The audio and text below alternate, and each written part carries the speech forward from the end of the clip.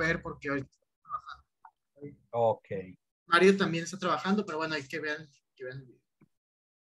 muy bien. Entonces, comenzamos bien. Bienvenidos a todos a esta tercera sesión del seminario Juan Donoso Cortés, Vida y Pensamiento de un Contrarrevolucionario, seminario de Gladium. Hoy nos corresponde tratar en esta tercera sesión una metafísica del orden, así lo quise llamar.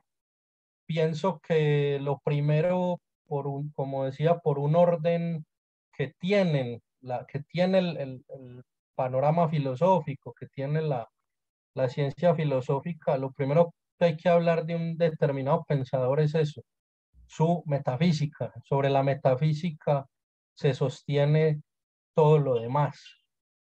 Quiero comenzar con el marco, una especie de marco con dos citas, una de Carl Schmitt, que ya me desatrasé totalmente del programa del seminario con el profesor Carrillo, espero acompañarlos mañana, ha sido realmente muy interesante.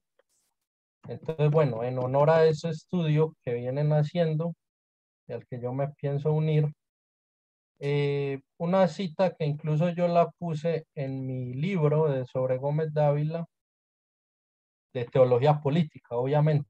Lo, lo, lo leo en español, luego me gustaría con su ayuda ver qué tan precisa es esta traducción y en alemán cuáles son los conceptos que uso. La imagen metafísica que de su mundo se forja una época determinada tiene la misma forma de la organización política que esa época tiene por evidente. Gómez Dávila, por su parte, en textos, famoso eh, textos 1, dice lo siguiente: tanto los encadenamientos lineales de actos de igual especie como los vínculos entre agrupaciones de actos heterogéneos son función de su campo religioso. El individuo ignora usualmente la opción primigenia que lo determina, pero el rumbo de sus instintos, la preeminencia de tal o cual carácter étnico, la prevalencia de diversas influencias geográficas, la vigencia de determinada necesidad económica, la preponderación de ciertas conclusiones especulativas, la validez de unos u otros fines, la primacía de voliciones distintas, son efectos de una opción radical ante el ser, de una postura básica ante Dios. Todo acto se inscribe en una multitud simultánea de contextos, pero un contexto unívoco, inmoto y último lo circunscribe a todos. Una noción de Dios, explícita o tácita, es el contexto final que los ordena. La relación entre el hombre y sus actos es una relación mediatizada. La relación entre el hombre y sus actos es relación entre definiciones de Dios y actos del hombre. El individuo histórico es su opción religiosa.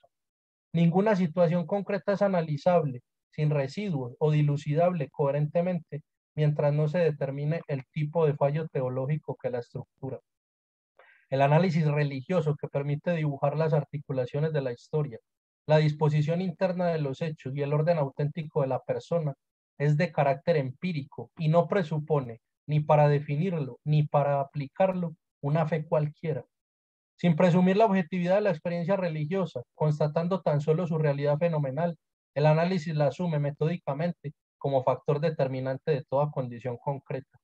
Solo el análisis religioso, al sondar un hecho democrático cualquiera, nos esclarece la naturaleza del fenómeno y nos permite atribuir a la democracia su dimensión exacta. Procediendo de distinta manera, nunca logramos establecer su definición genética, ni mostrar la coherencia de sus formas, ni relatar su historia. Si Gómez Dávila, pienso yo, y Schmidt, desde lo que lo conozco, pienso que van en esta línea de un análisis religioso de la política, que es una de las maneras como podemos definir el concepto de teología política. Es un análisis religioso de la política. Ciertamente eso en Donoso, un siglo antes, ya está. Y es precisamente uno de los temas esenciales a los que me voy a referir el día de hoy. La bibliografía primaria, es decir, textos de Donoso en los que me fundamento, son básicamente los siguientes. Obvio, dándole énfasis a lo que llamamos el segundo donoso.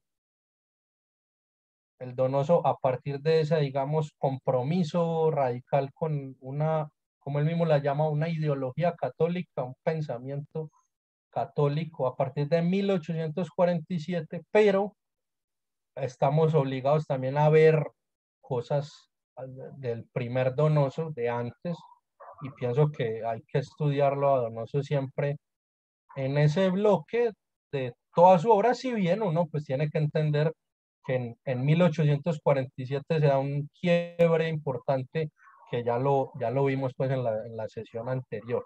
Entonces esas obras en las que fundamento esta lección son fundamentalmente Lecciones de Derecho Político de 1836, dos editoriales en la Gaceta de Madrid de 1838, uno del 27 de febrero y otro del 15 de octubre, las cartas de París, los estudios sobre la historia, cartas de París de 1842, estudios sobre la historia de 1848, la carta al conde de Montalembert de 1849, el discurso sobre la situación general de Europa de 1850, el discurso sobre la situación de España de ese mismo año, el ensayo sobre el catolicismo, el liberalismo y el socialismo, que siempre va a ser una obra esencial, 1851, la carta al cardenal Fornari de junio de 1852, la carta al director de la revista de ambos mundos, la Revue de Deux Mondes, en un pésimo francés, de noviembre de 1852, y Los Pensamientos Varios, que es una obra póstuma que la publica Gabino Tejado. Esos serían como los textos, porque como les he dicho, es un curso que más que ir leyendo obras, que sería otra manera magnífica, ¿no? Quiere tratar temas haciendo un récord, bien viendo ese tema, digamos, en la generalidad del pensamiento de Donoso. Entonces, la sesión va a tener 3 puntos. El primero es la guerra, un análisis metafísico de la guerra. Yo me atrevería a llamarlo sucintamente una metafísica de la guerra en Donoso. En segundo lugar, el orgullo y la sensualidad como motores de la revolución. Y en tercero, el tema de la unidad absoluta, que para quienes de pronto pudieron hacer la lectura sugerida, vieron que ahí pues Valverde lo desarrolla con una cierta amplitud. Entonces entro al primero de los puntos, que sería este asunto de la guerra. A ver, efectivamente, Donoso se lo puede considerar, como han dicho varios autores, de Meyer y Arnaud Matz, que hace poco leí el artículo, filósofo, teólogo, se lo puede considerar un filósofo de la historia, más hay un tema dentro de ese análisis de la historia que es importante, y es su aproximación, su análisis filosófico de la guerra. Donoso afirma que, digamos, todos los pueblos antiguos, todas esas civilizaciones que, digamos, están a la base a los inicios de la historia, planteaban en sus mitologías, en sus mitologías fundacionales, cosmogonías, antropogonías, pues el tema de un orden que había sido transgredido. Y también entonces eso es uno de los fundamentos de la existencia de la guerra, de la confrontación. Es un origen metafísico, porque efectivamente hay una transgresión que desde ese momento, que es un momento transhistórico, está más allá de la historia, pero involucra a la historia, pues hay una confrontación de fuerzas. Normalmente en el cristianismo, pues es el bien y el mal. El bien representado por ese orden de lo divino que tiene unos custodios, la representación de San Miguel Arcángel, pues como custodio de ese orden que defiende la legitimidad de Dios ante los ángeles apostáticos. ¿Quién como Dios? Frente al non serviam, que es uno de los lemas de la revolución. Esa comprensión teológica va a ser muy importante para Donoso, que en varias de sus obras lleva eso pues ya a la historia, como en la historia lo que se ha dado no es más que la prolongación y la plasmación de un conflicto que en realidad es metafísico, que es lo mismo que dicen otros como el profesor Plinio Correa de Oliveira en Revolución y Contrarrevolución, Gómez Dávila, en fin. Dice Donoso en las cartas de París, en referencia al siglo XVIII, viene por fin la Revolución Francesa y sus impías matanzas y sus sangrientas bacanales. Un pueblo demente declara la guerra a Dios y abate la cruz, declara la guerra a los reyes y abate su trono, declara la guerra a Europa y derrama sus ejércitos por todas las naciones. Ese ya es el Donoso de las cartas de París, que como decíamos está en 1842, ya es ese segundo Donoso, que no es una especie de Donoso ecléctico o sea, que se va acercando, quiero decir, a ese segundo Donoso de 1847 que va rompiendo con una especie de eclecticismo liberal que había tenido antes y se va, digamos, cristalizando en unas nociones metafísicas muy claras de bien y mal, que eso uno de pronto no lo ve tan concreto en las etapas previas. Donoso llegó a decir en su fase liberal que la Revolución Francesa había sido un triunfo contra el despotismo. Llegó también en algún momento a elogiar la revuelta protestante, a elogiar a los filósofos, digamos, de la revolución, algo que sería impensable para alguien que no conocía a Donoso del bloque, pero es precisamente lo llamativo, que ya luego va, digamos, a reconsiderar muy seriamente eso y va a llegar a afirmar pues lo que dice sobre la Revolución Francesa, que básicamente la entiende como una conspiración bien tramada para demoler tres absolutos: Dios, religión y autoridad. Eso pues, es un paso a la otra orilla en esa comprensión de la historia, en esa comprensión pues, de un hecho tan importante en la modernidad como es la Revolución Francesa. Y ahí vuelvo especialmente a lo de Gómez Dávila. No es para Donoso la Revolución Francesa la transgresión de un orden político y social porque se pretende eliminar la nobleza, no, es un fenómeno de profundidades metafísicas y religiosas que busca trasponer, que busca reubicar los límites de la contingencia humana, remontarse a lo imponderable, remontarse a lo sobrenatural y simbolizar algo, que es simbolizar pues precisamente la, la autonomía del hombre, eso que Kant llama en qué es la ilustración, la Mündigkeit, esa mayoría de edad, esa madurez, esa capacidad, como también se lo traduce, frente a lo que Gómez Dávila por ahí en algún escolio llama, y seguramente basado en algún autor alemán, la Kreaturlichkeit, la creaturidad, que sería precisamente lo que Kant estaba criticando en que es la ilustración, la minoría de edad, la dependencia, la incapacidad, la inmadurez. Como Dávila dice que la reacción, podríamos decir la contrarrevolución, se fundamenta en la Kreaturlichkeit. Pienso que Donoso va también en esa línea. ¿Por qué se da la guerra? Precisamente porque, claro, tanto esa defensa de una autonomía, esa defensa de la independencia, de la Mundigkeit, quisiera establecer una hegemonía, una especie de pax perpetua.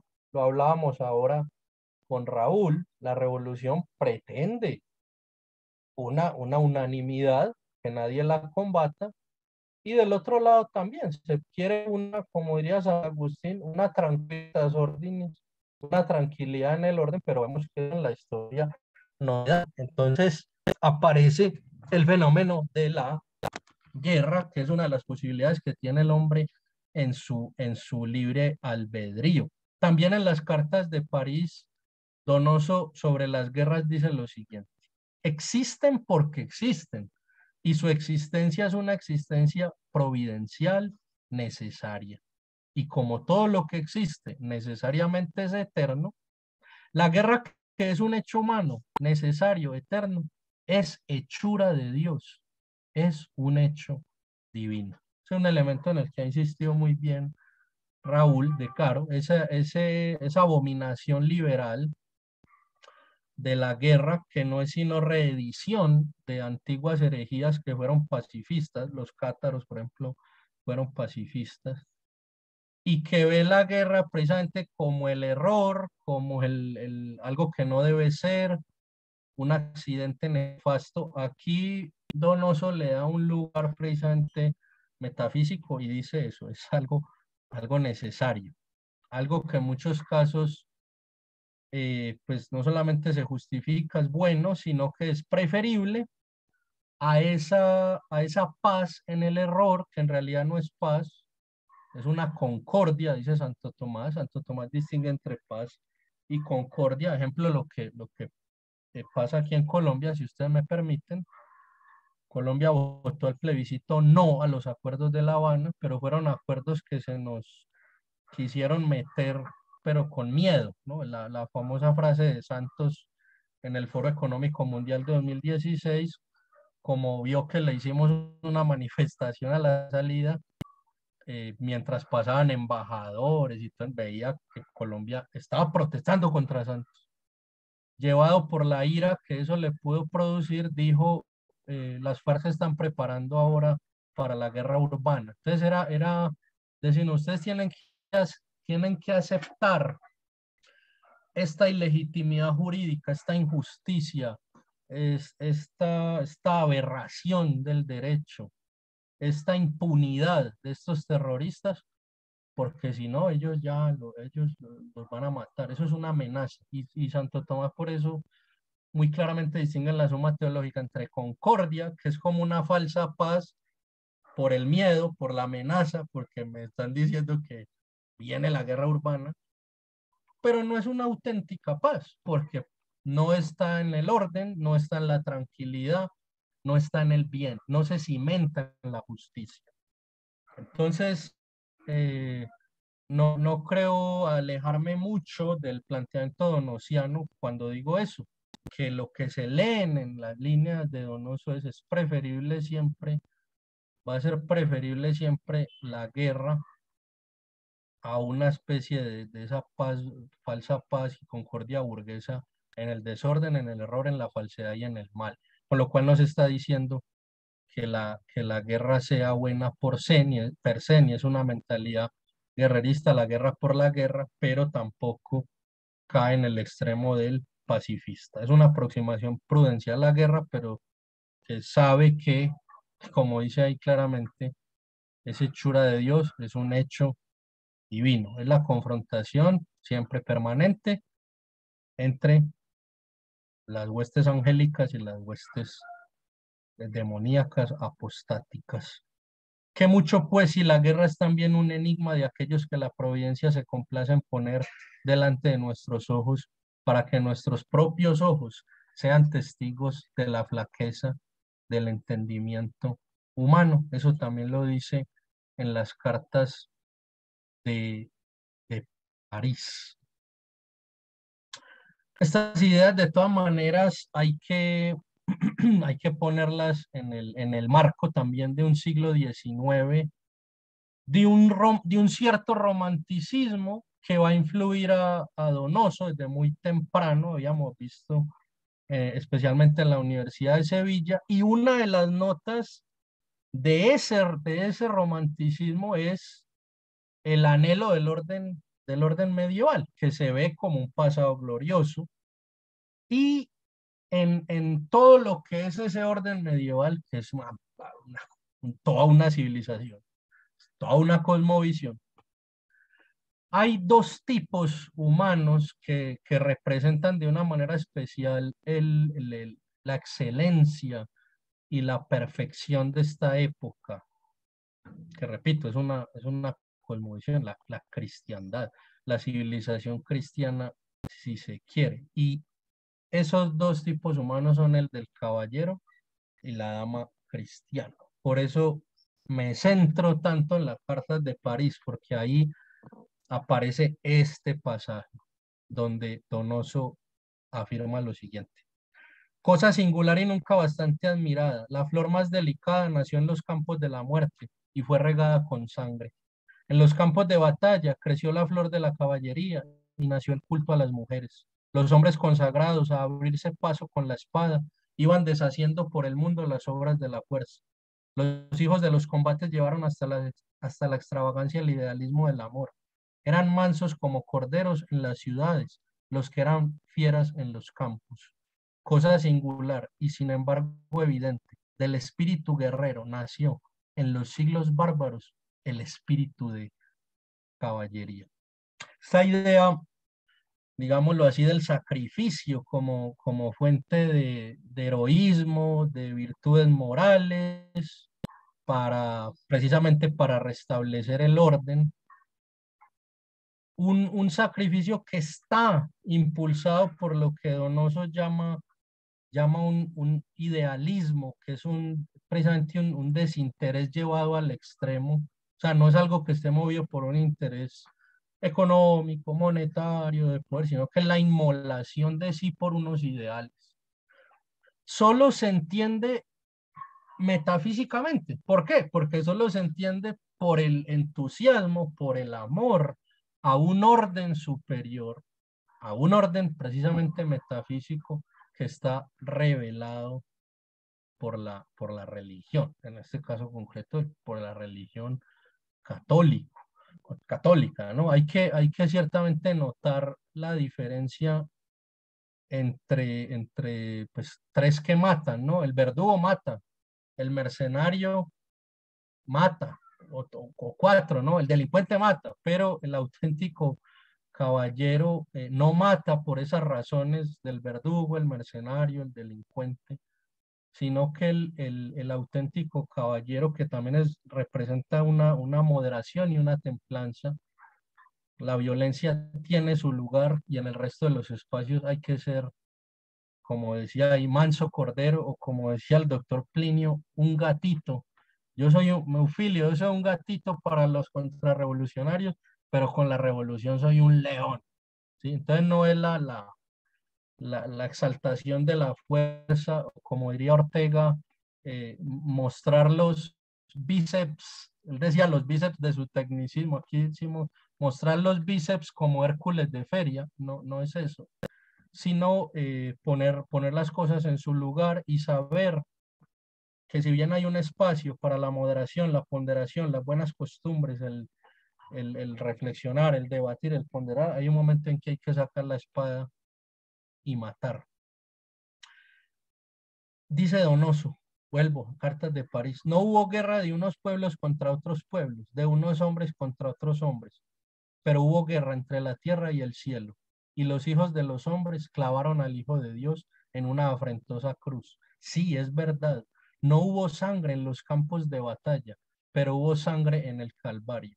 Sí, entonces, como antes y como después, la ley de la guerra y de la sangre fue cumplida. Aquí, y con esto cierro este primer apartado sobre la guerra, se vincula otro elemento importante que tiene que ver con el tema de la guerra y es la expiación. que es también, podemos llamarlo el sacrificio, la inmolación, que tiene que ver con la guerra y que es muy importante para, para Donoso. Ahí podemos recordar pues todos estos análisis, no a la sacrificio, pues por decirlo como punto de partida de la religión, por lo menos del culto, cosa que también abomina lo moderno, ¿no? Ejemplo, la aproximación que se tiene modernamente pues al Antiguo Testamento como, claro, lugar de guerra, de matanzas, con una visión muy ingenua también de que, claro, ¿qué esperaría que yo haga en el antiguo, en un pueblo de la antigüedad frente a un ejército que viene y me va a matar y va a violar a mis hijas? Pues ciertamente no esperaría que yo le mande una comisión de parlamentarios, sino que ahí tienes que hacer la guerra. Sí, eso es simple. Otra cosa de la que se abomina es la necesidad de sacrificio y de expiación para purgar.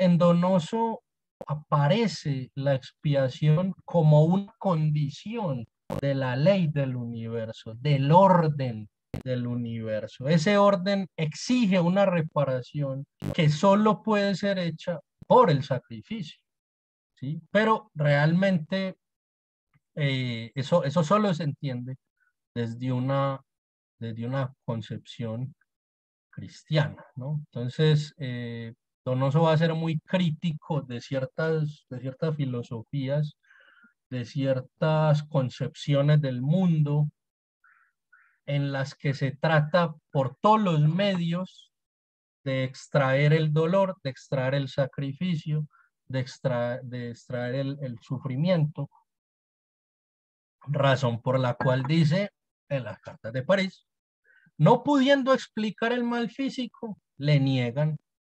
Los epicúreos, no pudiendo aceptarle, lo condenan como un mal. Es decir, que los últimos toman como razón los consejos del egoísmo y los otros los del orgullo. Y el egoísmo y el orgullo se llamaron filosofía antes que la verdadera filosofía hubiese venido al mundo con la verdadera religión. Para Donoso, toda filosofía, todo sistema, digamos, de pensamiento que no acepta el dolor, que se revela contra el dolor, es incapaz, está como limitado para alcanzar la verdad, ¿sí? Tiene unas ideas parciales, no alcanza a ver el conjunto de toda la naturaleza compleja del hombre, porque es algo que solo se alcanza y de modo especial se alcanza reconociendo la contingencia, la fragilidad, la impotencia, el drama que es la existencia humana, concretamente la tragedia y la muerte. Esas corrientes, por ejemplo, que él menciona ahí, claro, trataron de casi que decir, mire, con esta receta usted puede reducir el dolor, por lo menos a su misma expresión, o casi que extirparlo.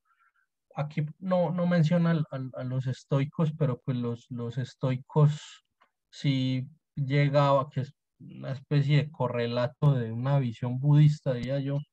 Hay que acabar con el dolor, entonces hay que acabar con el sentir, hay que acabar con la pasión, hay que acabar con el deseo. Es decir, es tan importante acabar con el dolor que hay que acabar con toda pasión, ¿no? Es una especie de minimalismo y de anulación del ser.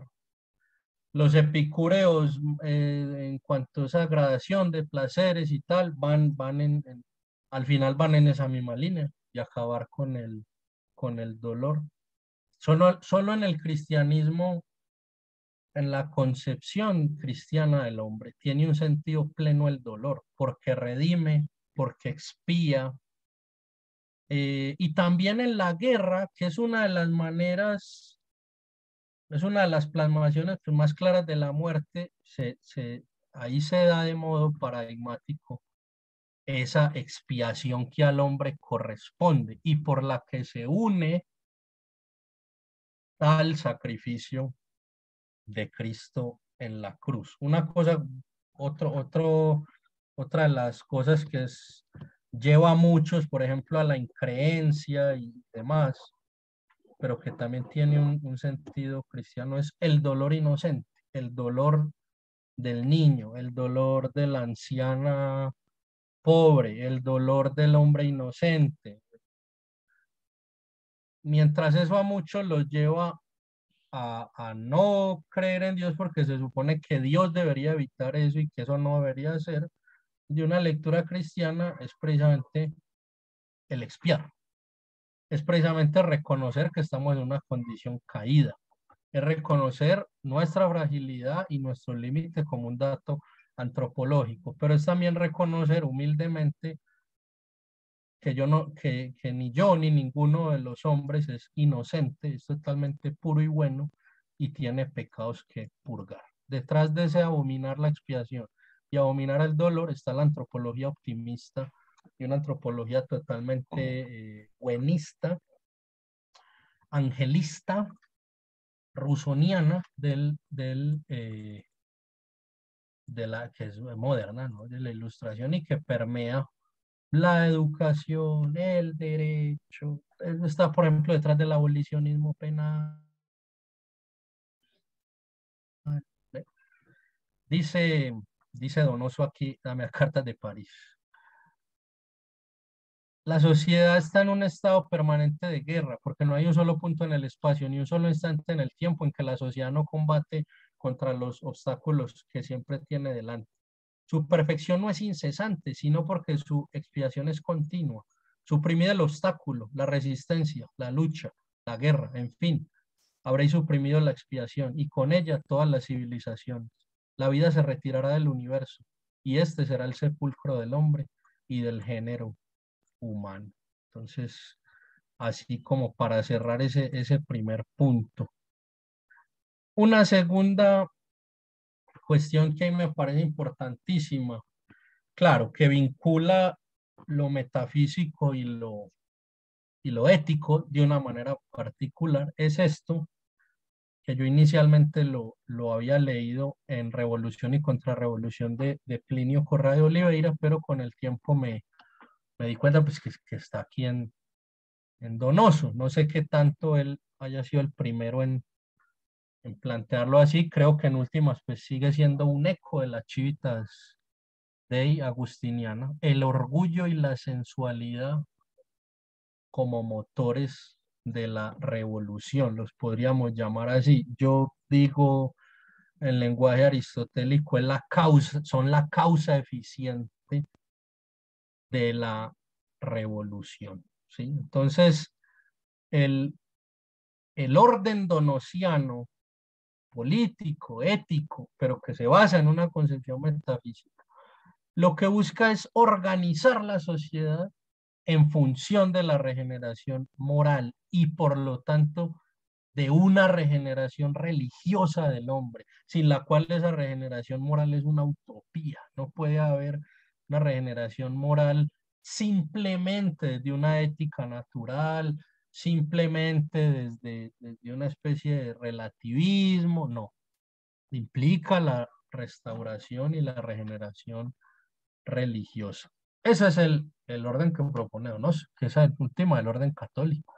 El otro concibe una naturaleza que no necesita autoridad porque es perfecta, lo que decíamos antes.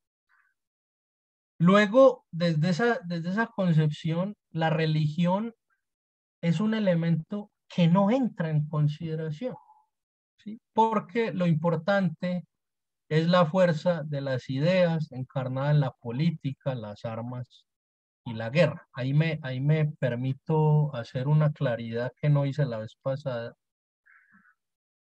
una fe de ratas, porque yo dije que el discurso de Donoso que había llevado a la renuncia de Narváez era el discurso sobre la Biblia. Esa fue la equivocación. No, ahí pues trabucaron los discursos. Fue el discurso sobre la situación de España, porque precisamente una de las ideas centrales del discurso sobre la situación de España de Donoso,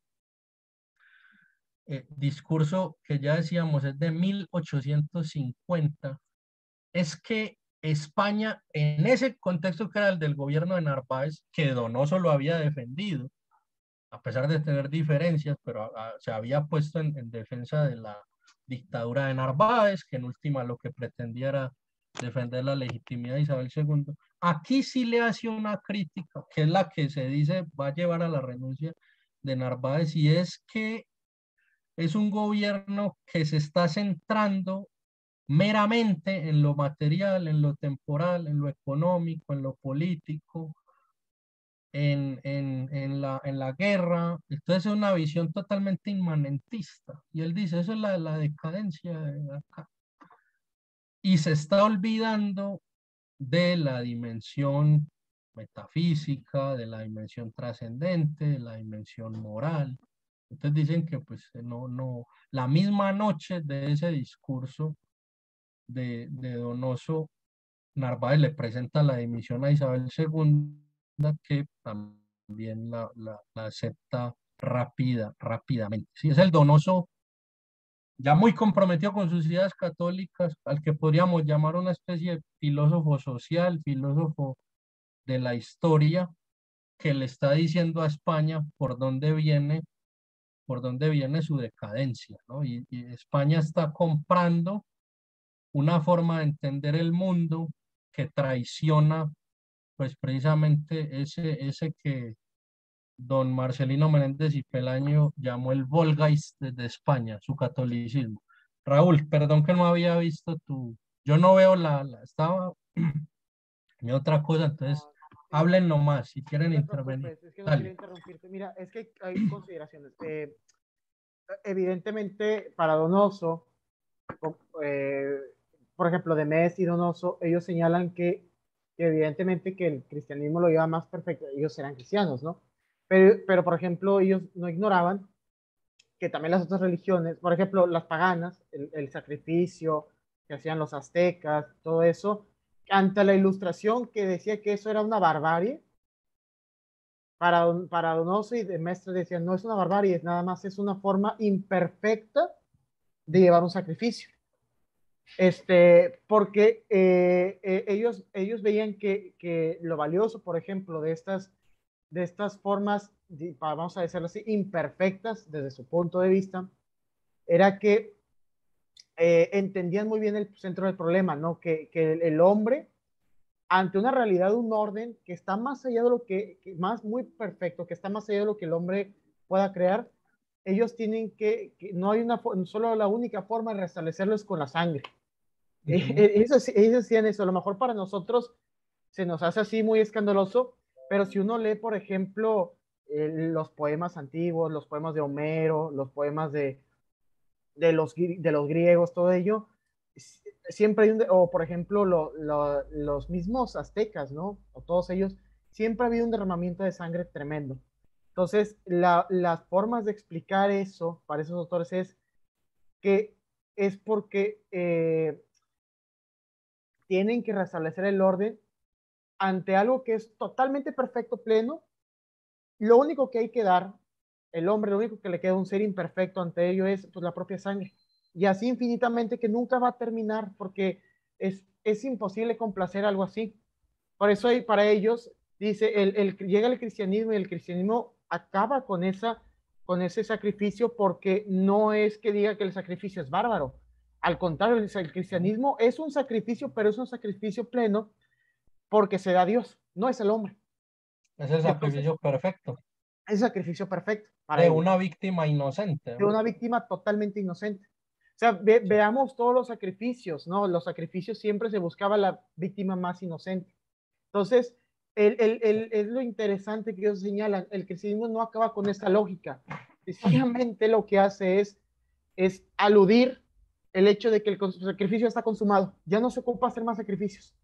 Uh -huh. El hombre sigue siendo perverso, pero en cambio, por ejemplo, la ilustración que señalaba que era meros objetos barbáricos, meros actos barbáricos, todo eso, es porque la concepción del hombre cambia. No es un hombre que trate de restablecer un orden, es el hombre que se va perfeccionando conforme el tiempo y va a establecer el orden. Por eso es muy valioso lo que tú mencionaste de Smith, porque todas las formas de orden de los hombres tienen detrás una metafísica. Entonces, aquí hay dos luchas de metafísicas, o sea, hay dos luchas de metafísicas. Por un lado, la del hombre, el ser humano, el punto de vista que parte de la tradición, ¿no? Desde el punto de vista de la tradición, del ser humano que sabe que es un ser perverso, que no puede, él no puede establecer orden y que ocupa de lo alto, y que los sacrificios son una constante de purificar esa perversión. Y la otra, el hombre que necesita de la mejor educación, de que se va perfeccionando conforme el tiempo, que no ocupa, digamos, nada de lo alto, que es todo desde abajo, ¿no? Y hay otra cosa, yo te iba a citar lo de Nosov sobre los estoicos, que tenía la cita, pero no la encontré, estaba buscando, pero es muy buena. O sea, para él los estoicos es interesante, para Donoso los estoicos es la peor aberración que ha habido en la historia. Es la peor Creo aberración. que esa cosita te refieres Sí. y la La- tengo por aquí.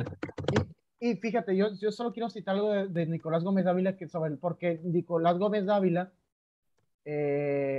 también siguiendo Donoso cita algo sobre los estoicos. Déjame te lo pongo. Igual si tú buscas la cita es interesante, ¿no? Déjame ver. Esto está en el ensayo sobre el catolicismo, el liberalismo, el socialismo, si mal no estoy.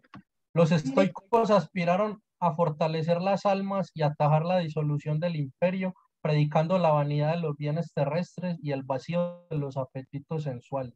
Pero la virtud de los estoicos dejaba también un vacío y era también una vanidad porque se fundaba en la creencia de que se basta el hombre a sí propio, doctrina orgullosa a un mismo tiempo y atea, contra la cual depone la historia, protesta instintivamente el género humano y protestaba entonces el mundo. La filosofía estoica es la más absurda de todas, porque condenando el placer, negando el dolor y desconociendo la espiritualidad de las almas, ni se apoya en el cielo, ni se afirma en la tierra.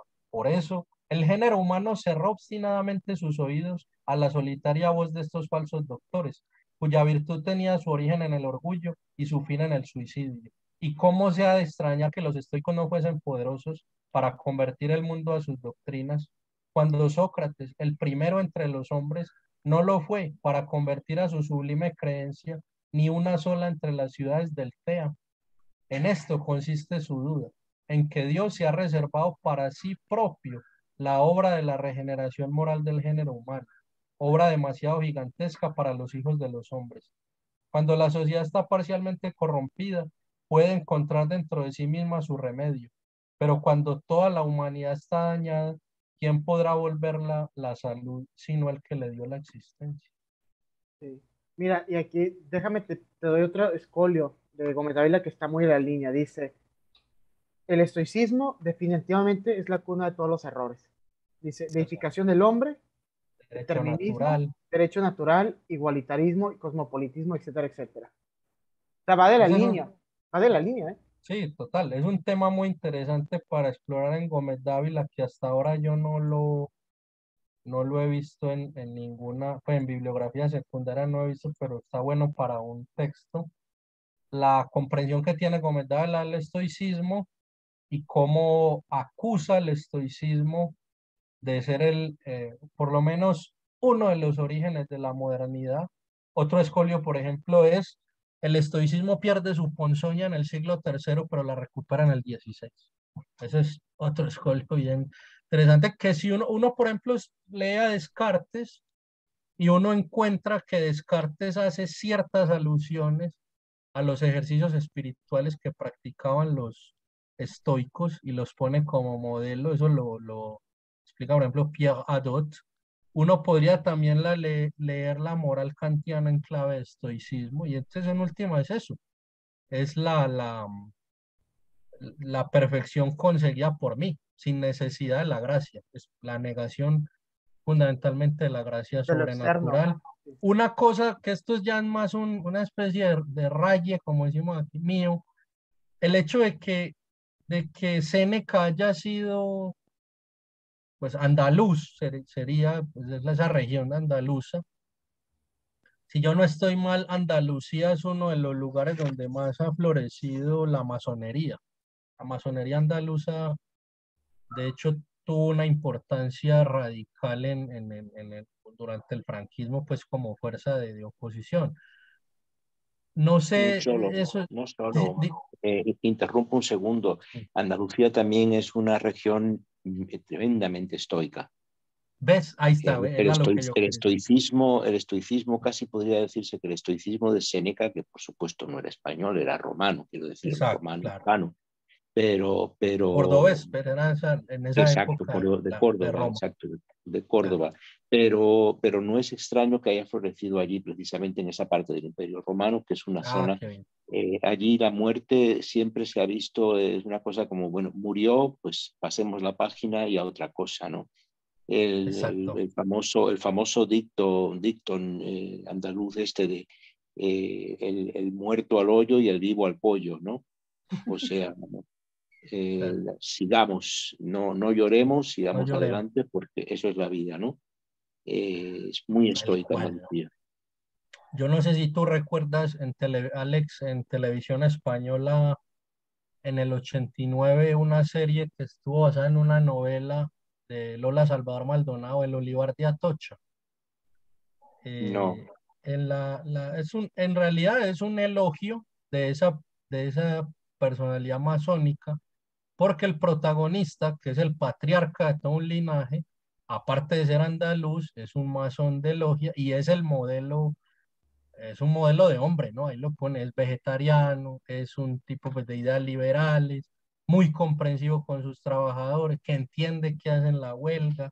Es, Antonio Malmedina, que es un ebanista. Entonces uno ve claramente ahí que la pretensión de la autora es ponerlo a él como un ejemplo, ¿no? Y sin necesitar la fe, que de hecho en uno de los capítulos que veía hace poco, él coge la prensa y ve, pues, las opiniones de San Pío X sobre el modernismo. Entonces se burla, ¿no? Ah, mire que el modernismo, esto, lo otro, y se ríe, ¿no? Entonces sí, bueno, eso, no estoy entonces tan perdido en esa intuición. Entonces, claro, uno puede también leer posmodernidad, modernidad en esa clave. Un Kant, un Descartes, un Hegel, si vieran a lo que ha llegado hoy la sociedad, como dice Gómez Dávila pues, en algún escolio, mirarían con ojos de padre estupefacto, ¿no? Dice, el reaccionario mira la sociedad actual con ojos de xenofobia, ¿no? Esto no tiene nada que ver conmigo. Dice, el revolucionario moderno la miraría con ojos de padre estupefacto, es decir, ay, yo fui el que llevía esta cuestión. Claro, pero ¿a qué voy con eso? A que es el castigo de esa pretensión de orden y de paz y de libertad, igualdad y fraternidad y de tranquilidad social, ¿verdad? Sin la necesidad de Dios. Y el castigo es precisamente el caos. Mira lo que produjiste, ¿no? Mira lo Oye, que quedó tu estoicismo. Es eso. Carlos, y hay que notar también relacionado con lo otro. Por ejemplo, el tema de las guerras, ¿no? Que cuando uno lee a estos, por ejemplo, Smith, también no lee Smith, a estos ¿Mm? pensadores, a Donoso, a Demeth, uno que dice, es que eran salvajes, mira lo que está, ellos están, pero ellos no, por ejemplo, muchos confunden las ideas, ellos no dicen que eso esté bien, ellos dicen, no, es que la guerra es algo inevitable, o sea, no se puede evitar, lo que hay que hacer es Claro, matizarla, o sea, hay que matizarla. Entonces, pero es muy normal para ellos decirlo así porque ellos, por ejemplo, veían muy normal la lucha entre ciertos reyes, o sea, era muy normal. Las batallas eran el pan de cada día mucho en esa época, ¿no? Actualmente es cierto que después de la Segunda Guerra Mundial, bueno, hay que matizarlo. En Europa, porque todo el mundo, no hay un lugar del mundo donde no ha habido una guerra. Veamos cualquier parte del mundo. Europa vivió una cierta paz, pero entrecomillada, porque realmente lo que está detrás era el miedo a las bombas nucleares. Sigue estando aquí. Y todo eso alimentó todo eso alimentó un mito de que, veamos a Fukuyama, ¿no? De que la sociedad humana está progresando. Hay una moralidad que cada vez el hombre va descubriendo en leyes naturales y nos vamos perfeccionando, etcétera. Pero pues vemos que con lo que está pasando en Rusia, no, hay que ver que a los analistas no les cae mal que se estén matando. Lo que realmente está matando, lo que le está realmente corriendo el mundo es que esa visión se cayó, porque la guerra llegó a Europa otra vez. Entonces, es como, y no lo pueden entender. Ellos dicen, es que son salvajes, no es que sean salvajes, es que realmente a los rusos y a los ucranianos se tocaron fibras sensibles. Nosotros no los entendemos, pero se les tocaron, no son salvajes, no, no son salvajes. Entonces, esa es la idea de eh, eh, que esta visión parece que si no seguimos con esta visión del progreso, nos puede realmente volver a abrir los ojos. No sé, no creo. Para los analistas parece que no lo hacen. Sí, muy de acuerdo y para cerrar el tema y poder seguir en la discusión, yo les propongo en unos 10, 15 minutos como máximo, cerraría yo mi intervención para dar el último punto y ahí abrir un espacio para una media hora o 40 de diálogo. Entonces, sí, continuando con este tema del orgullo y la sensualidad como motores, causas eficientes de la revolución, hay una crítica muy aguda de Donoso al liberalismo doctrinario y es el hecho de no haberse fijado nunca, de no haber dado importancia a las pasiones como motores del desorden. Yo diría que la segunda mitad del siglo XVIII y el XIX, esta época en la que está Donoso de una manera especial, tuvieron siempre alguna relación, algo tuvieron que decir sobre un libro de 1705, el famoso libro de Bernard Mandeville, la fábula de las abejas, The Grumbling Hive en inglés, o los bribones vueltos honrados, ¿no? Knaves Turned Honest, creo que lo traducían en esa época, que básicamente lo que dice Mandeville, y de ahí hasta se ha creado una especie de adjetivo cuando se habla de mandeviliano.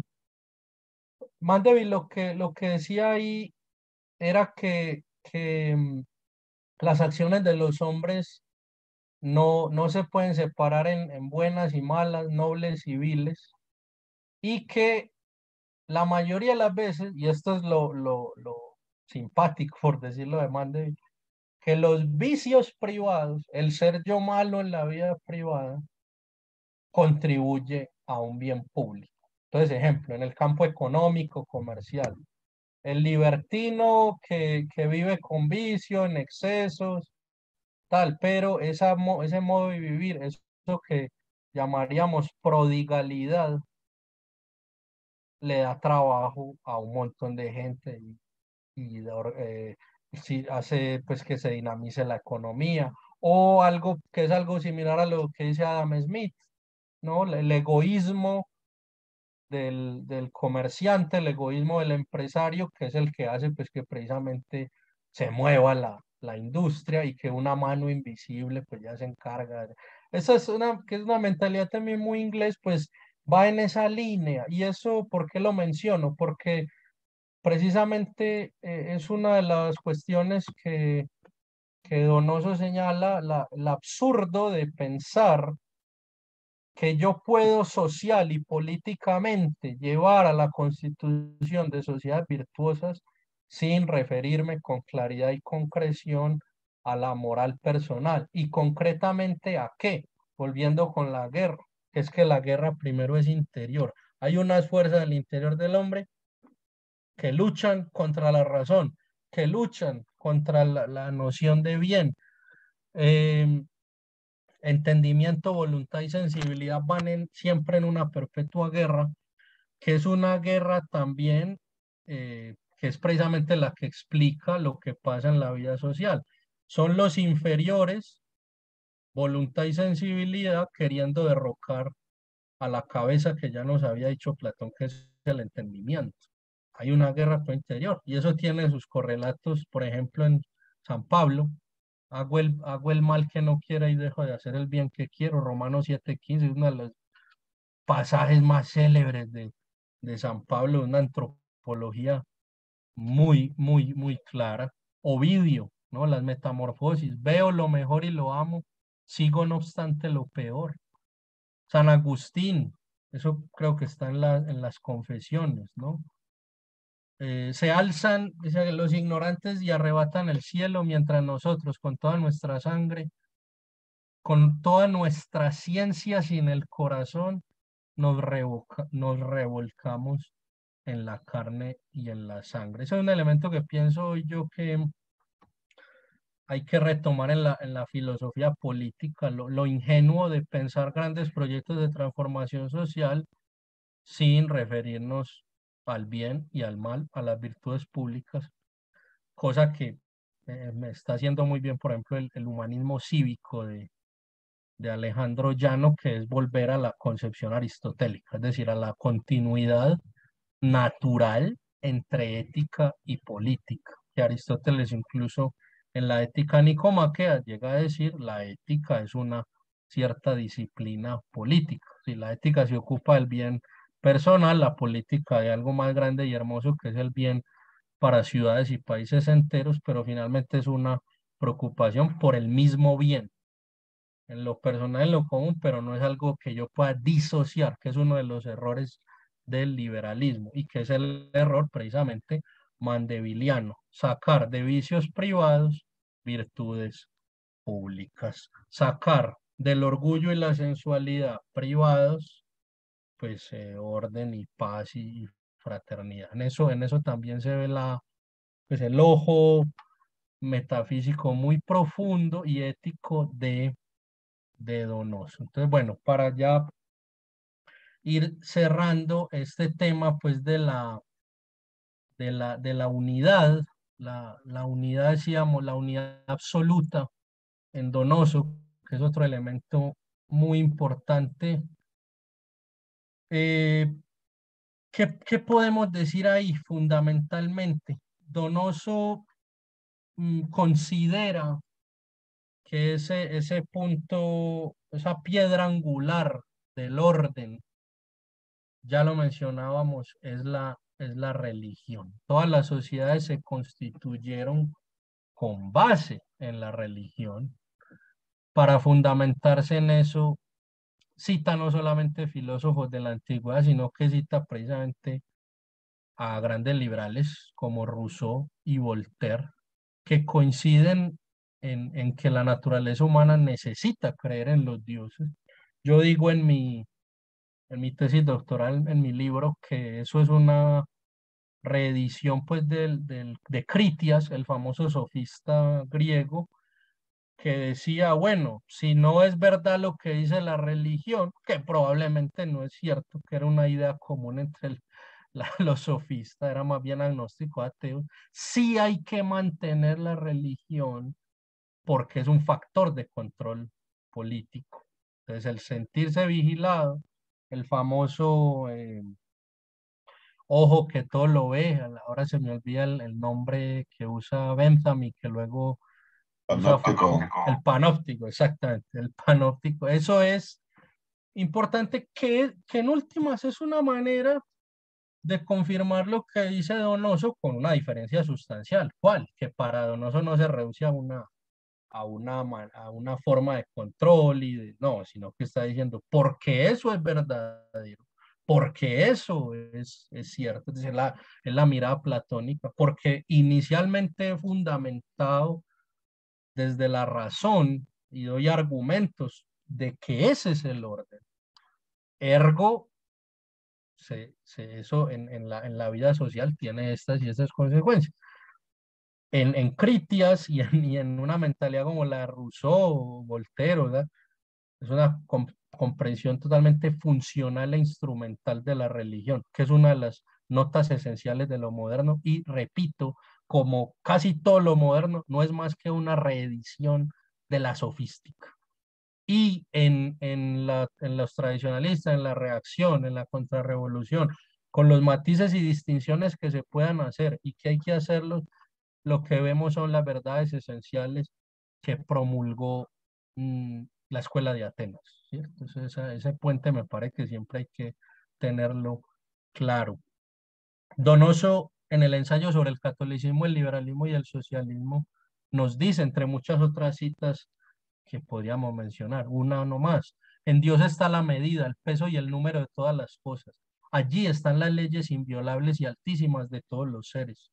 La disminución de la fe, que produce la disminución de la verdad, no lleva consigo forzosamente la disminución, sino el extravío de la inteligencia humana.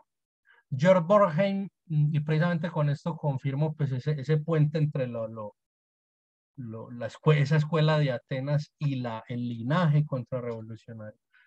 Dice, comentando a Platón lo siguiente: todas las leyes humanas se nutren de una única ley divina. Esta domina tanto cuanto quiere, basta a todos y a todo, y aún los ultrapasa. ¿Qué dice Platón en Leyes? Refutando a Protágoras, sin decir, Protágoras dice, eso como dicen los peruanos, le mete cachita, pero no dice el nombre, pero está refiriendo a Protágoras.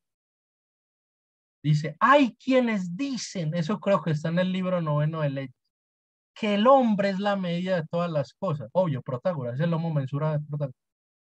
Dice, no es así, sino que Dios es la medida de todas las cosas. Ahí como está la fundamentación teológica de toda esa concepción jurídica de Platón que se establece entre república, leyes y político, pero fundamentalmente los 10 libros de república y los 10 de leyes. Pero la base es eso, y a eso es a lo que apunta Piramidal. exacto, la metafísica de la unidad es eso, una unidad en una comprensión de Dios, y que todo error, es decir, toda concepción política, jurídica, ética, económica, con eso vuelvo al inicio, lo Schmitt y Gómez Dávila, va a partir de la piedra angular que es esa concepción de Dios. Por eso siempre va a ser necesario para la revolución cambiar la idea de Dios. Porque si alguien tiene, y lo vemos en la misma vida de Donoso, ese compromiso con el pensamiento católico exige unidad. ¿Qué había visto él en su vida personal? Una disociación, una división, una falta de unidad entre la práctica política, entre el pensamiento político y su fe católica. Entonces yo soy un católico de papel, de chiste. Oye, Hay Carlos, cosas que yo tengo que... Entonces eso me parece esencial y bueno, dale y ya cierro con un par de ideas. sí, es bien interesante porque, por ejemplo, cuando uno lee a Platón en la República las leyes, yo he hablado con chicos que apenas van entrando y dicen, es que no ve nada de política, todo es, hablan de Dios y de los dioses. y, ¿Cómo quieres hablar de ¿Cómo política? quieres hablar? ¿O Exacto, qué porque, entiendes por política? exacto. Entonces, realmente, si uno analiza los tratados de Platón, son teológicos. De hecho, Claro, todos. Werner Jäger dice, el creador del concepto de teología es Platón. No le falta razón. O sea, es que por eso la crítica a los poetas, que sí es cierto que Platón critica, no nos dice, unos quieren dice por esa cuestión de que no, es que es un lenguaje rebuscado. Más que eso, Platón lo que critica es la forma observas en que los poetas representan a Dios, a los dioses, ¿no? Okay. Es eso. Entonces Platón dice, no, o sea, hay que pensar a un Dios que no hace eso, que sumo bien, etcétera, porque así podemos hacer una auténtica unidad política. Por eso la pirámide de Platón del sumo bien, y ahí están sus jerarquías de los guerreros, etcétera, no son de Oquis, están muy relacionadas con todo eso.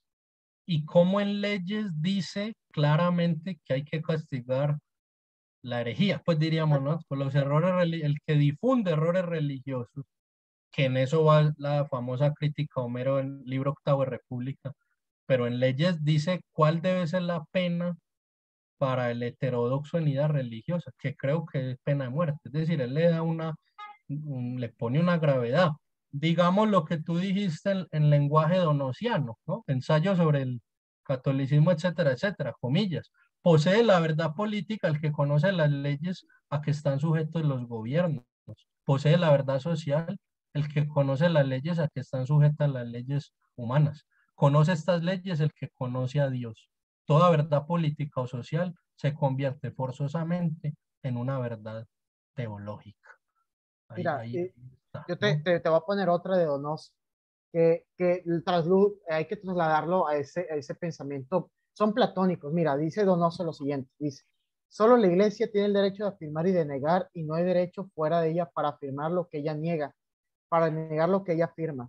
La prensa, la tribuna, el periodismo, las asambleas, los parlamentos que basan su trabajo en la discusión nunca podrán distinguir la verdad del error. La intolerancia doctrinal de la iglesia ha salvado el mundo del caos. Su intolerancia doctrinal ha puesto fuera de discusión la verdad política, la verdad doméstica, la verdad social y la verdad religiosa. Verdades primitivas y santas que no están sujetas a discusión porque son el fundamento de todas las discusiones. Y también vamos a llevarlo a las actuales formas teológicas que no se disfrazan teológicas, pero son. Piensen, por ejemplo, aquel que cuestione las democracias actualmente. Ah, Aquel que cuestione la democracia, de que es que la democracia no es una forma de gobierno, eres fascista. Claro, que también son formas, para mí aberrantes, pero son formas, digamos, de que estás cometiendo una herejía ante la sacrosanta democracia. claro, total. O sea, se Eres un aplica lo mismo. heterodoxo. Un heterodoxo. Eres Es que eres peor, eres una especie de apóstata. eres un fascista. Es que estás en contra de la del aborto y la liberación femenina, eres un machista opresor. Así se aplica. Es una forma de aplicar un orden. ¿Cuál es la Biblia? Lo que dice la ONU. Tiene un libro sagrado. No, La la ONU, modernidad sí. funciona como secta. Ni siquiera como religión, es como secta, porque todavía en la religión se puede, por lo menos al nivel de la apologética fundamental, entonces tú puedes de razonar y hay que demostrar la existencia de Dios, y entonces debates y está, ¿no? En la secta no. En la secta, si tú piensas diferente frente a la modernidad, es como una secta. Funciona como secta, un líder, el culto al líder, el libro, o sea, un libro o unos libros que no te puedes Las salir. constituciones son como Biblias. Exacto, Las son eso, constituciones son no, como Biblias. O sea, la constitución es y no se sacrosanta. discute. Como no hay derecho natural con base en el cual juzgar eso, esa es Exactamente. y vienen con esas cosas aberrantes de la norma hipotética fundamental que fundan. Eso no. O sea, Kelsen, el judío Kelsen, como diría Schmidt, con esas cuestiones, pues entonces eso es porque no te permite. Y una de las peores cosas que puedes hacer tú es usar el sentido común. Si tú haces el sentido común, estás proscrito. Vean a ese que dice unas cosas rarísimas, no, estoy usando la lógica. Cierro ya para que sigamos la discusión. Una cita que me encanta de el ensayo, ¿no? Caifás, gran sacerdote, miraba la cuestión desde el punto de vista religioso. Pilato, hombre lego, miraba la cuestión desde el punto de vista político. Pilato no podía comprender qué tenía que ver el Estado con la religión, César con Júpiter, la política con la teología. Caifás, por el contrario, pensaba que una nueva religión trastornaría el Estado, que un nuevo Dios destronaría al César y que la cuestión política iba envuelta en la cuestión teológica. No gratuitamente la famosa frase que es la que hace temblar a Pilatos y los fariseos lo sabían. Si no lo crucificas, no eres amigo del César. Él le está diciendo, venga maestro, yo le enseño a usted qué es la política y la importancia de tener controlada la religión. Él no quería crucificar a Cristo. Él trata de salvarlo, pero los fariseos que sí estaban muy interesados en matar a Cristo, le tiran unas cosas que no puede, que además estaba en un contexto sumamente complicado porque Tiberio, pues casi que le había dicho, si no me organizas eso allá, te pongo a robar la cabeza. Entonces es también esa agudeza que tuvieron los fariseos y que sabían también que Roma no podía garantizar su poder sobre esas provincias, sino a través de un control de lo religioso, que finalmente lo hacían, era a través de esas clases, de esas castas, fariseos, saduceos, que decían supuestamente detestar el poder romano, pero según he visto yo en historia, lo comenta el padre Olivera Rabasi en su libro Crucifícale, un análisis jurídico del proceso de Jesús, dice que Caifás se había mantenido como sumo sacerdote, era porque el que lo elegía o autorizaba que fuera uno u otro era el cónsul romano. Entonces, que le pasaba plata por debajo de cuerda a Pilato y por eso se había mantenido 12 años en ese cargo. Al final es en un contubernio de poderosos que mantienen el status quo, pero que de cara al pueblo son enemigos, ¿no? Esos romanos, malditos, asquerosos, paganos, ¿no? Y es lo mismo que pasa hoy, es lo mismo que ocurre hoy.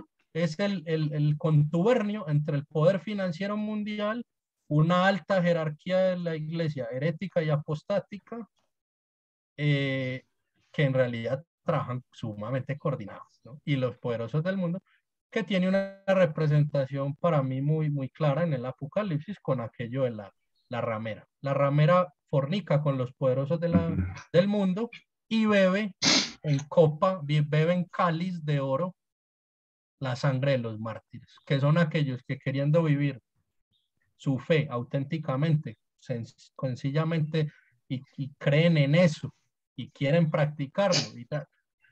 Ese poder político con ese poder religioso falso, los persiguen, como sería El, hoy un dono. Ahí, bueno, ahí ya sí, adelante. eh, Recuérdame tu nombre, hermano. Rafael. Rafael. Eh, eh, Salud de Dios.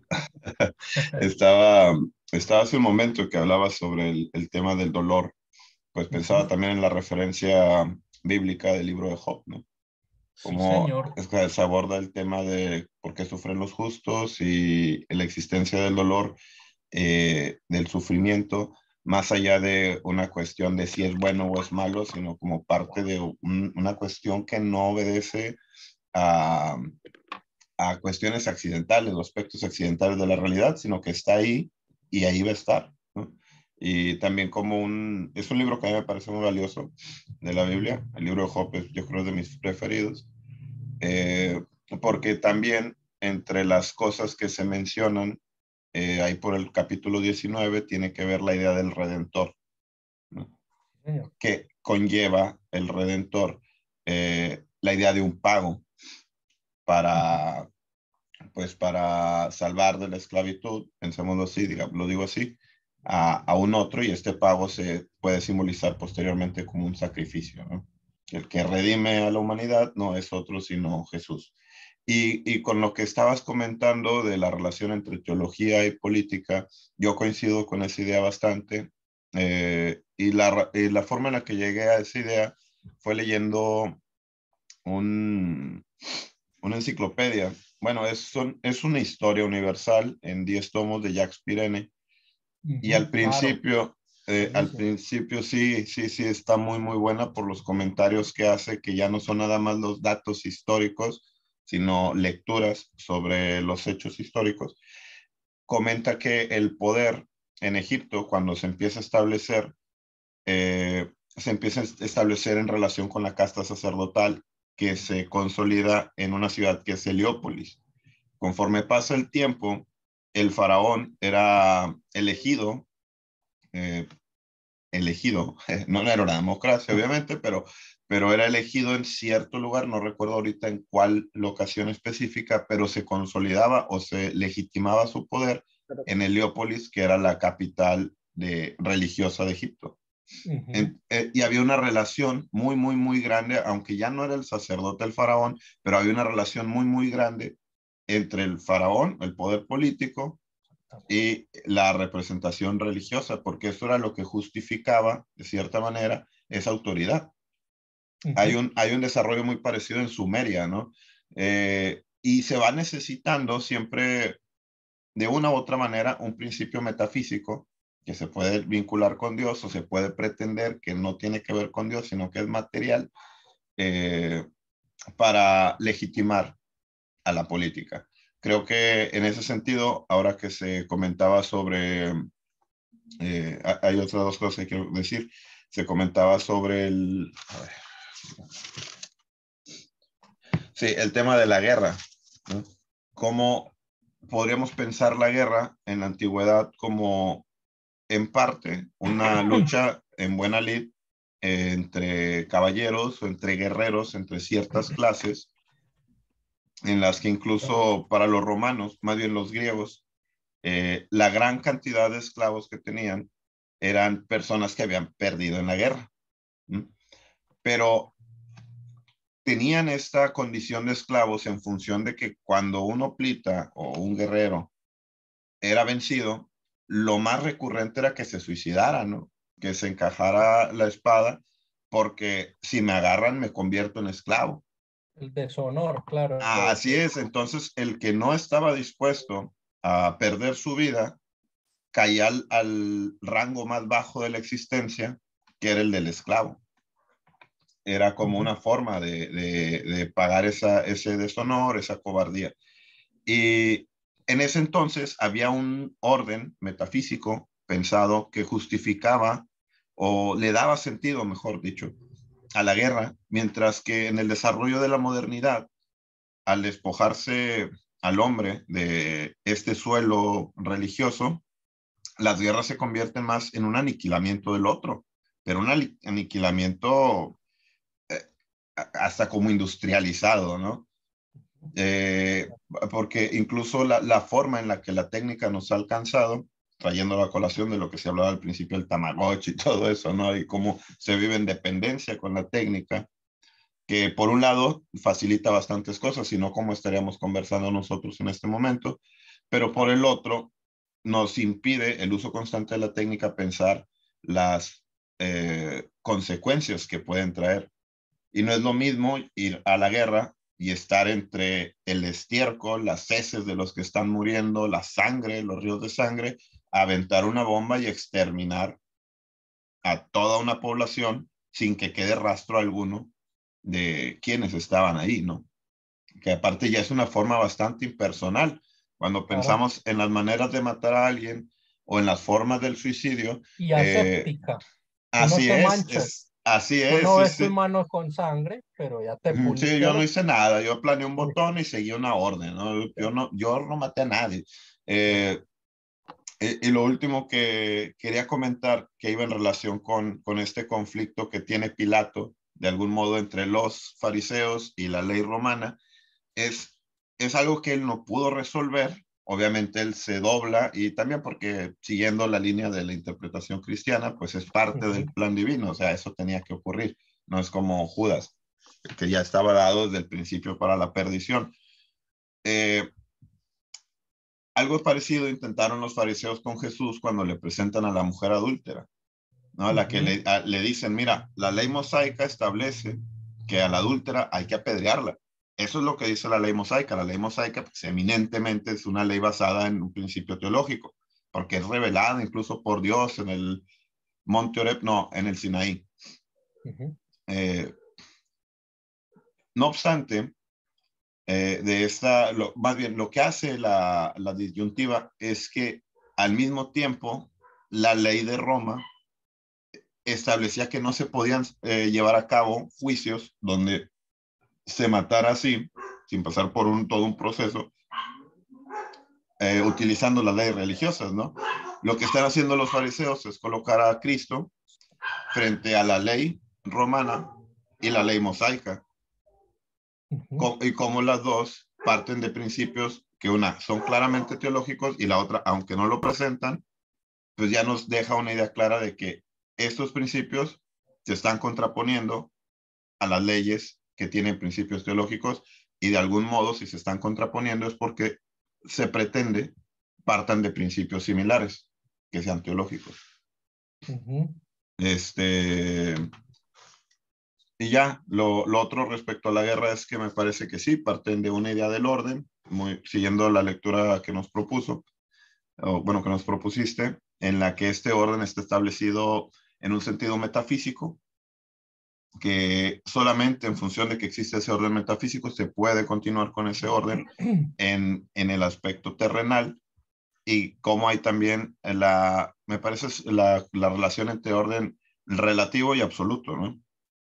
Creo que sí es el concepto, no recuerdo si es orden relativo y orden absoluto, donde uno permite el campo o permite la actividad humana, pero esta actividad humana, aunque se puede desviar del orden, no implica que desaparezca el orden absoluto, porque es precisamente esa condición la que establece el orden absoluto o la que termina conciliándose con el orden absoluto. Claro. Bueno, muchas ideas que me surgen y te podría comentar de lo que has dicho, muy interesante, que obviamente de acuerdo. Me quedo especialmente con sí, lo último que decías en relación al fariseísmo, la ley. Yo siempre he visto, claro, en esa mentalidad de los escribas y los fariseos, y así se lo decía a mis estudiantes de, de derecho cuando dicté filosofía del derecho. Esa es una de las plasmaciones históricas del positivismo jurídico. Un positivismo jurídico en cuanto que ellos, pretextando una fidelidad a la ley mosaica, ellos habían creado un montón de preceptos y de cosas que no eran parte original de la ley, que se suponía que eran deducciones, pues sí, esa es más o menos la cara que deducciones de ahí, pero que eran leyes de hombres. Entonces uno tiene que entender el papel de Cristo en ese sentido también de un restaurador, si se quiere así, del derecho natural, de la ley eterna y la ley divina en su esencia frente a, a leyes de hombres, que simplemente crean esas leyes para favorecerse a sí mismos, para hacer trampa en una serie de cosas, que es la manera como se maneja la ley en un contexto positivista, que es el contexto liberal, que es el contexto, ahí sí, democrático, ¿no? Ahí no habría que hacer siempre así, porque si no hay derecho natural, tú vas cambiando la ley y la democracia en última, en qué se transforma? No, es que el pueblo lo eligió a través de sus representantes. No, eso en realidad no es verdad, porque a esos representantes los compran unos poderosos, les dan plata, les dan puestos para que lleven adelante unas agendas. Y repito lo mismo, aparenten oposición en la partitocracia para llevar al fin que ya establecen el poderoso. Entonces, Sí, Cristo yo lo veo, sí, dime. y que en el caso del derecho positivo, cuando se discute en los senados o en las cámaras en el Congreso, claro, esto es idealmente, ¿no? Porque sabemos que en realidad en los congresos la gente, al menos acá en México, es una porquería en la que se están gritando, muchas veces no hay una argumentación, Están no se presenta. coordinados. Ajá, sí, exacto. Y es más que un tema de política, es de polaca, ¿no?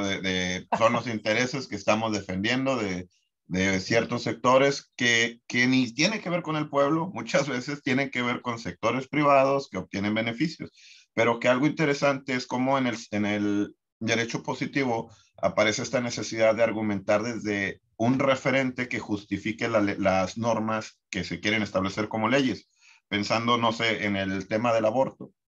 ¿Cuáles son los argumentos que tendría que dar alguien en favor del aborto? Pues demostrar de alguna manera que el feto no siente, ¿no?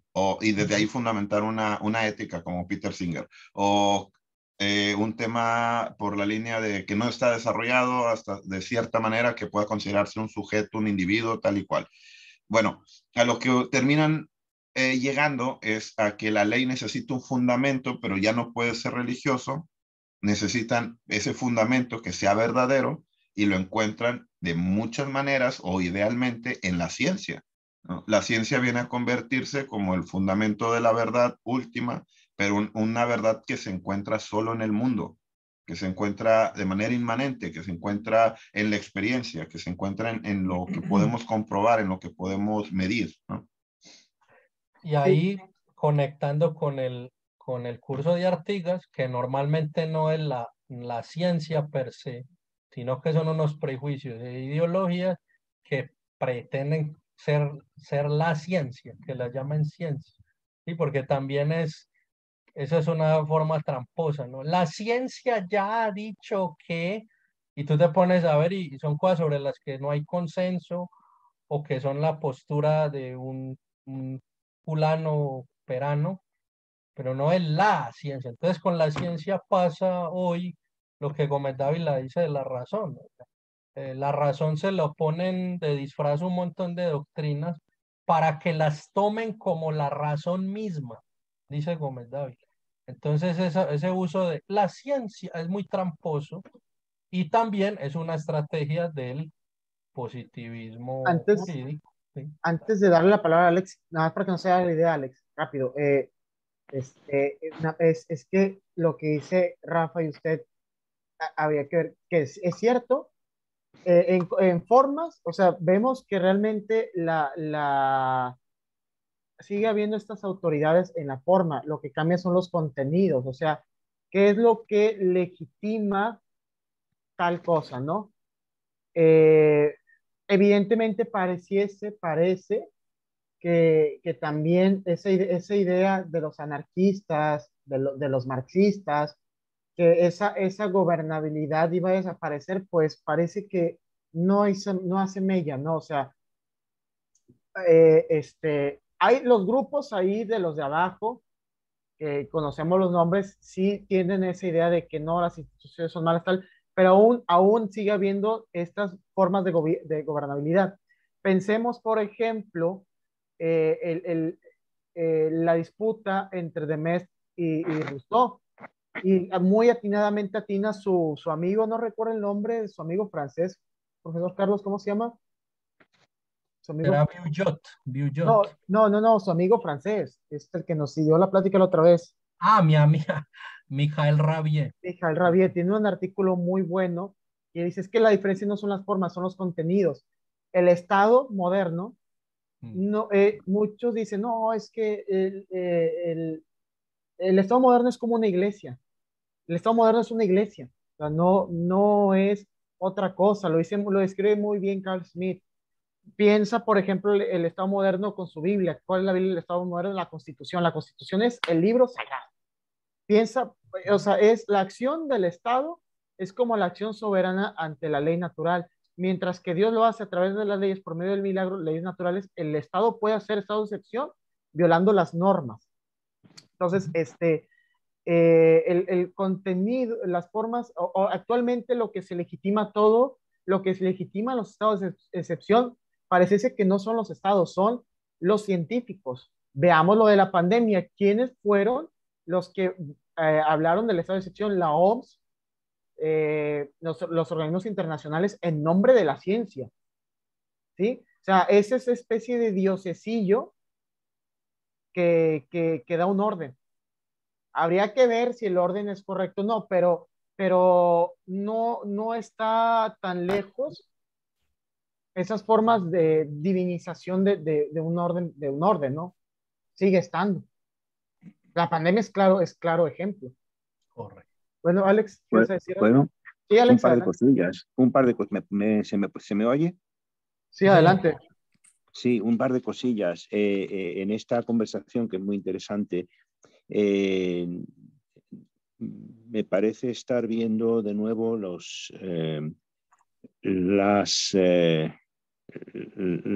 diatribas entre Sócrates y los sofistas. Es decir, en la sociedad moderna, no voy a decir ahora quién es Sócrates, pero desde luego la prensa, el parlamento, etcétera, etcétera, y al final de todo la ciencia, hacen el papel de los sofistas, la ciencia la mayor de todas. porque la ciencia se erige en verdad, pero es una verdad temporal, es una verdad que está preparada para ser suplantada por otra, si los presupuestos y los axiomas en los que se cree en este momento resultan ser inválidos. O sea, el mundo geocéntrico era la verdad absoluta hasta que surgió la nueva visión del mundo heliocéntrico. El mundo de la mecánica newtoniana es perfecta y válida hasta que surge la relatividad y la mecánica cuántica. Y las unas son suplantadas por las otras. Esas otras se convierten en la nueva verdad, pero esa verdad puede ser suplantada mañana por otra. Es decir, una verdad que nunca será absoluta, nunca será absolutamente absoluta. Entonces, y basada en esa verdad que no es absoluta, luego viene el guirigay de los sofistas que se pasan la vida discutiendo qué es y qué no es verdad en el Parlamento, en la prensa, en las opiniones, el mundo de la doxa frente al mundo de la aletheia, ¿no? Entonces, es muy interesante ver cómo la modernidad ha eliminado un mundo cimentado en absolutos, para darnos un mundo construido sobre arena movediza. Y vivimos en ese mundo, es un mundo absolutamente de arenas movedizas y es el mundo en el que nos encontramos ahora, que es un mundo en el que todos realmente nos sentimos bastante incómodos, porque nunca nos sentimos que estamos apoyando el pie sobre algo sólido, ¿no? Eso por un lado. Y por otro quería simplemente añadir una cosita sobre lo del dolor y el sacrificio. Es interesante que en el mundo griego la filosofía, decía Donoso en la cita que dijo el profesor, que la filosofía pues realmente solamente podía existir en el mundo cristiano, ¿no? Que era la verdad, la teología. El mundo griego, claro, eso es un poco escandaloso cuando uno piensa en la filosofía griega, pero lo interesante es que esa filosofía griega elimina el dolor, es decir, la cita concreta era algo sobre una filosofía que elimina el dolor, no puede ser verdadera filosofía porque el dolor es importantísimo, etcétera, ¿no? La filosofía griega, si uno la lee, raramente se habla del dolor y ni siquiera cuando hay sufrimiento, no hay tal sufrimiento. La muerte de Sócrates es una muerte sin sufrimiento y además Sócrates lo dice, no lloréis por mí. Pero lo interesante es que el sufrimiento entonces se empuja hacia los límites, hacia las fronteras del mundo en la tragedia. Y lo que tenemos es entonces un mundo de tragedia que solamente existe en el mundo griego. La tragedia no puede ser traducida al mundo cristiano. Donde lo irracional y lo terrible todo tiene lugar entonces en ese otro universo que es el universo de Esquilo, de Sófocles, etcétera, ¿no? Donde y que es inevitable, un dolor inevitable, pero que no es redimible, que no redime, ni es redimible ni puede redimir. Y es lo que lo hace tan horroroso y tan sobrecogedor, ¿no? Entonces esa división, esa escisión entre la razón, por un lado, incluso la sin razón del sofista intenta buscar la verdad a través del diálogo con el filósofo, y luego la otra, la sin razón del sufrimiento humano, de la locura de Edipo ciego, dándose cuenta de que él es el culpable, pero sin enterarse de por qué muy bien ni por qué tuvo que ser así, ¿no?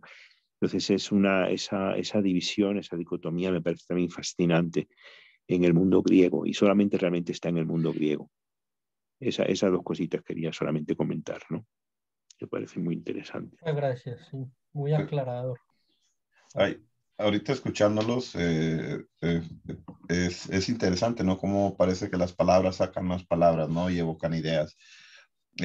Pienso, vámonos al mundo griego, ¿no? El contexto que describe, por ejemplo, Hannah Arendt en La condición humana sobre el mundo griego como una situación en la que la polis se vivía constantemente en un estado agónico, ¿no? De competencia entre los iguales. Y que eso era lo que sostenía, de cierta manera, esa tensión entre los iguales, sostenía la democracia. Y que esa igualdad que solo existía en lo público, en lo privado no existía, porque ahí era el lugar de la mayor desigualdad, ¿no? El lugar donde aquí hay una cabeza y todo lo demás va para abajo, ¿no?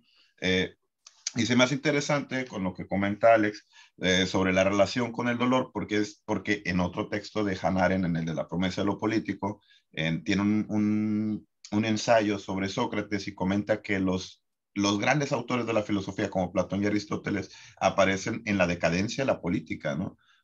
Ya en la decadencia de la, o sea, ellos vienen ya cuando se está cerrando el changarro, ¿no? Ya de que ya estamos lavando los trastes, ya se acabó Grecia, ¿no? Ya no te vamos a servir, ya Estamos lavando. sí, ya estamos limpiando la Ya plancha, ya estamos cerrando. sí, ya estamos cerrando, ¿eh? Y ellos llegan en ese Closing momento, time. sí,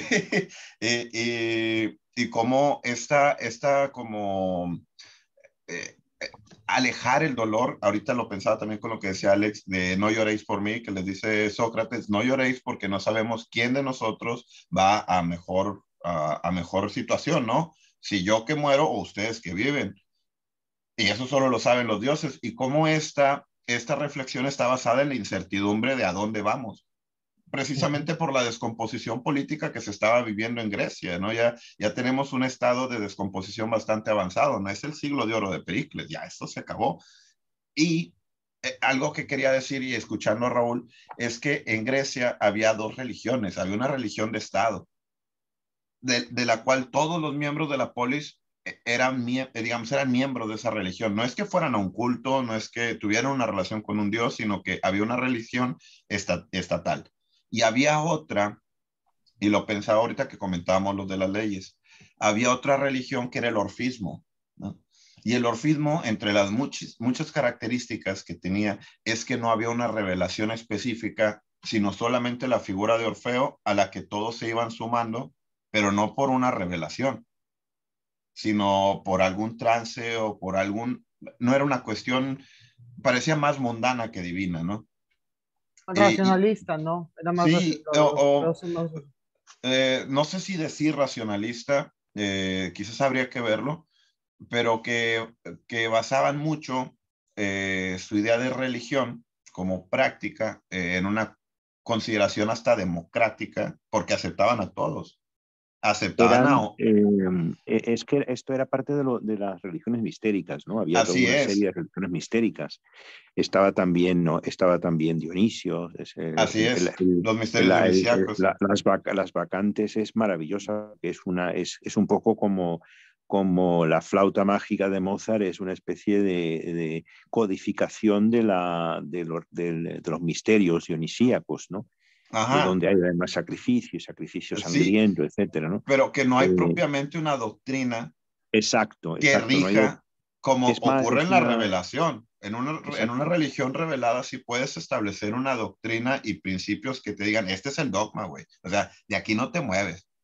Esto es lo revelado y esta es la verdad. En cambio, en estas religiones mistéricas era un tipo de revelación, pero que se basaba en el exceso, que se basaba como en un desconectarse y que te hablaba de quizás una dimensión humana que no está todo el tiempo y de la que pueden participar todos, pero que no necesariamente puedes construir una doctrina o una línea específica, como comparándolo con esto ya es una ocurrencia, ¿no? O sea, totalmente una ocurrencia, comparándolo con el tema del derecho positivo y el derecho natural, donde el derecho natural está sí, revelado, hay No, una tiene línea mucho... bien específica, mientras que en el positivo hay una serie de doctrinas que vienen, que llegan de distintas partes y van formando ese derecho en el que todos podemos participar, como en el orfismo o en las religiones mistéricas, ¿no?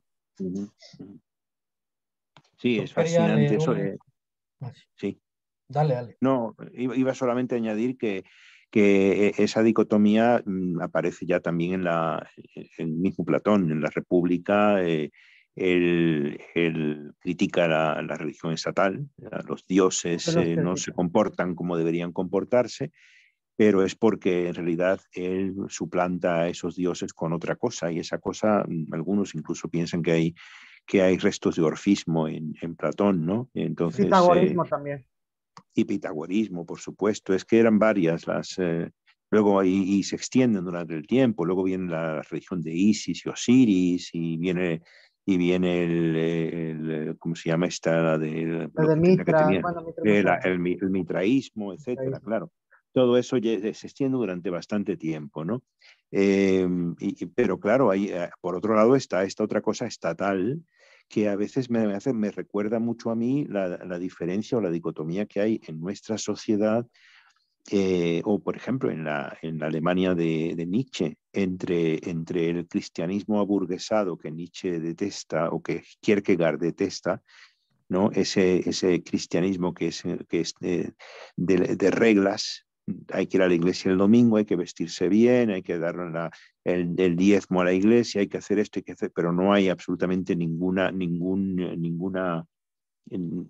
savia creadora que sustente aquello. Pierde la vitalidad, ¿no? Y otra vitalidad y otro cristianismo que es el vital, que es el que Kierkegaard quiere, por ejemplo. O si hace falta, pues eliminémoslo del todo y tirémoslo a la basura y quedémonos sin nada, como dice Nietzsche, ¿no?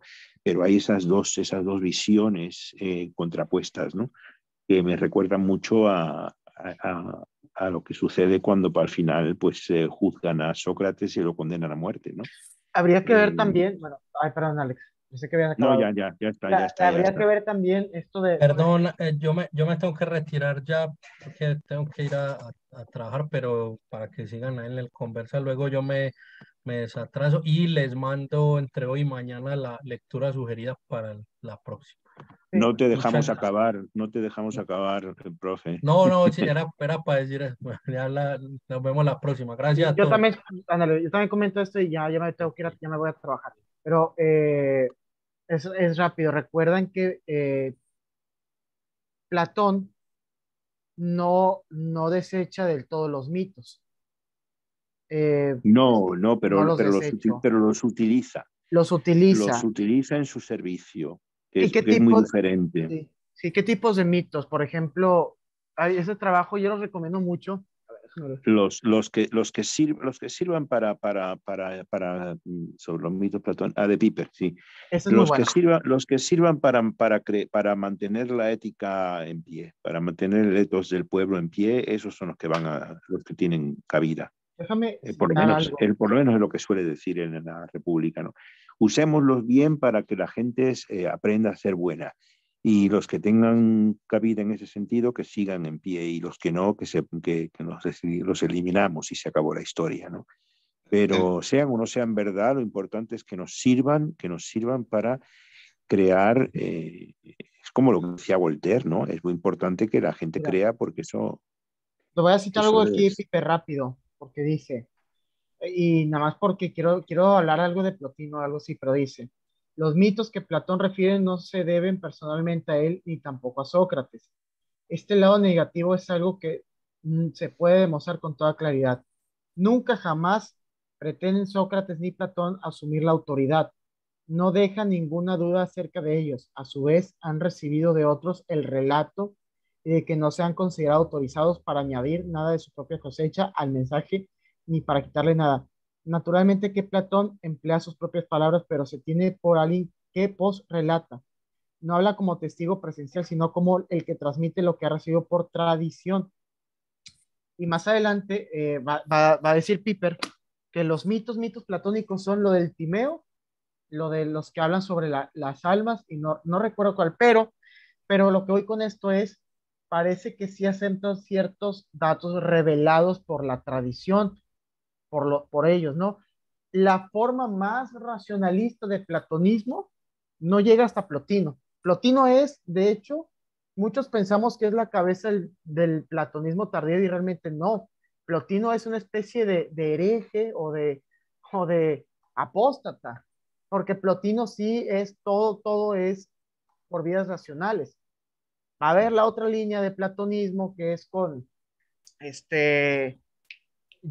Jámblico, con que por ejemplo los dicen que son los supersticiosos, pero es que es la línea más natural. Proclo. Proclo, son las líneas más naturales porque es la aceptación de que los dioses asisten para alcanzar eso, ¿no? En Plotino no hay tal asistencia. Y eso Platón no lo deja de lado. Ahora, Sí, Plotino es algo muy especial, muy único. Eh, y voy con esto porque, ya nada más para cerrar, regresando al tema de Donoso, y pues me tengo que ir a trabajar, recuerden que Donoso lo que critica a los liberales y a los comunistas y a los socialistas es que ellos no admiten, como son ateos, bueno, los liberales son agnósticos, no admiten principio de gobernanza.